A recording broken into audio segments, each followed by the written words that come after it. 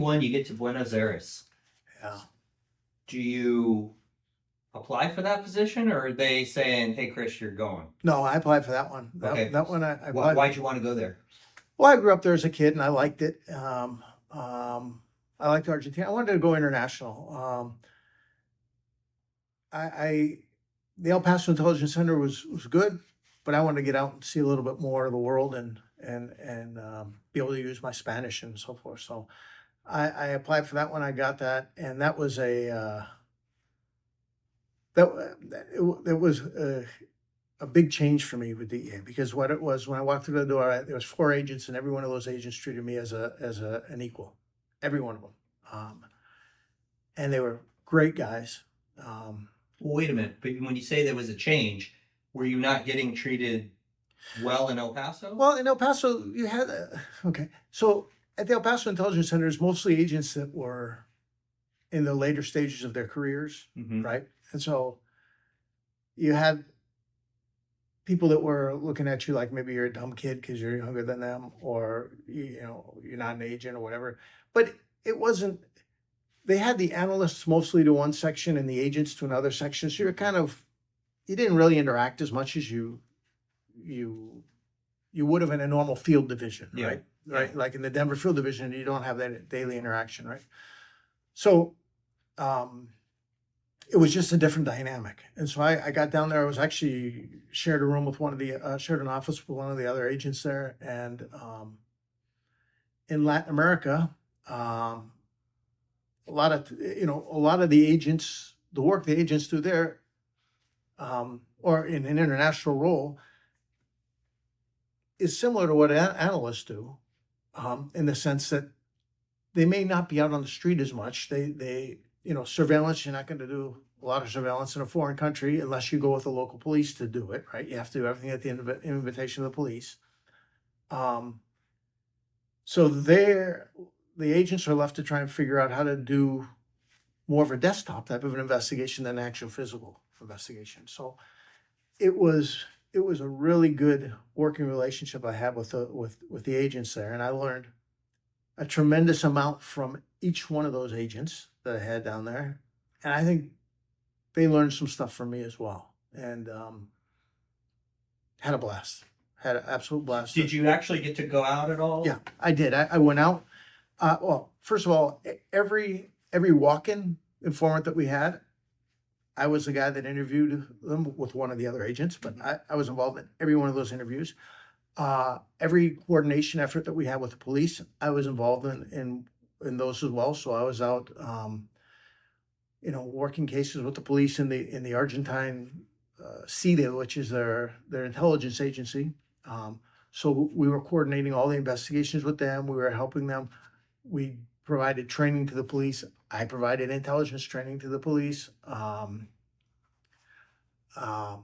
We provided equipment. There was no. There's a State Department, an entity, part of the State Department that would provide equipment to the local police officers. That they didn't have that there, so I was selected as that guy. So ordering Jeeps for the police and radios and computers and giving them to the police as well. Met with judges, with the other agents, politicians. I mean, it's a whole different thing, right? In the U.S., very seldom will an agent meet with a judge. In Argentina, we were meeting with 2 or 3 judges a week, and about different cases. Give me an idea about that. You're meeting with judges about different cases. Why are you meeting with them? What are you talking to a judge about? Okay, so the legal system in Argentina is different than the one in the United States. It's an you have investigative judges. So what happens? You have the prosecutor and you have the defendant and you have the judge, and the judge takes all the information from both. It's mostly, this was back then. That's changed a bit now. But, Okay. The prosecutor would present all of his case in writing. The defendant would provide all of their defense in writing, and the judge would have to then take it, and he could investigate any of what either side was saying and then make a decision. So the judge would often come in and say, "Hey, okay, what do you know about this situation?" Or would ask us, and we'd show up and say, "Okay, we know this, and this, and this is how they operate," or Do you know if this person could be connected to a larger organization, and that ask us. We had a thing, we actually had a lunch, once a month luncheon this was started by one of the other agents in the office, which is fantastic. And once a month we'd meet with like 5 or 6 judges over lunch and the head of police and the head of the Coast Guard's narcotics group and the head of the Gendarmeria, which is the border guards narcotics agents group. It would all sit around and have an asado, which is a cookout, and we just discuss things. And we had a rule that whatever was discussed amongst us had to remain amongst us. But it was just an absolutely fantastic way for everybody to know each other and get along and work better. So there's a lot of a political side that you have to do when you're overseas that you normally don't see in the United States, right? When you're doing cases, or not to that extent, at least. When you're in Buenos Aires, you're assigned to the embassy, right? Yeah. What are the agencies are there? Well, okay, we had U.S. Customs was there at the time. Oh no, wait a second. At the time I was there, no, DEA was there. Mm-hmm. You had FAA was there. Really? Yeah, they had one agent. Yep, they had to cover the U.S. airlines that are traveling throughout Latin America. Interesting. So, yeah. Okay. You have CIA, you have all the State Department agencies there, right? It's mostly State Department. We didn't have FBI, we didn't have Customs because the embassy wasn't big enough. So the Customs agents and the FBI agents that covered that region were actually in they were assigned to the U.S. Embassy in Uruguay, in Montevideo, Uruguay, which is kind of great. I mean, kind of interesting because what would happen was whatever they needed in Argentina, they'd call us. We'd do whatever they needed for them. Whatever we needed in Uruguay, we'd call them to do whatever we needed there. It was a really good relationship. I mean, I always say, you hear all these things about agency rivalries, and that's at the top, right? I mean, that's where it is. Agent to agent, everybody helped everybody. So, but with that being said, let me ask you this, because I talked to another guy who was, stationed in South America. And maybe it's different from you as a different perspective as an intel analyst, because people are looking at you different than an agent. But did you notice the way that State Department viewed DEA? Oh, yeah.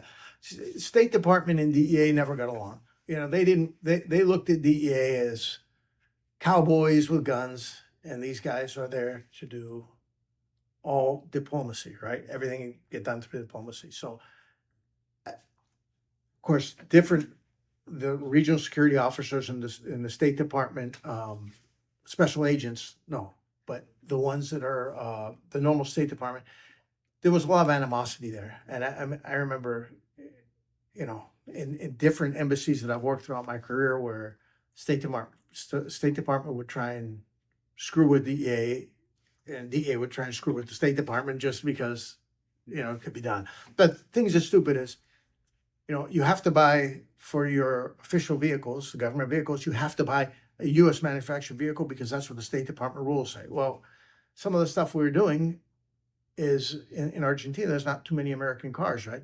So what we're doing, if you show up in a Chevy Blazer or one of the, back then, right?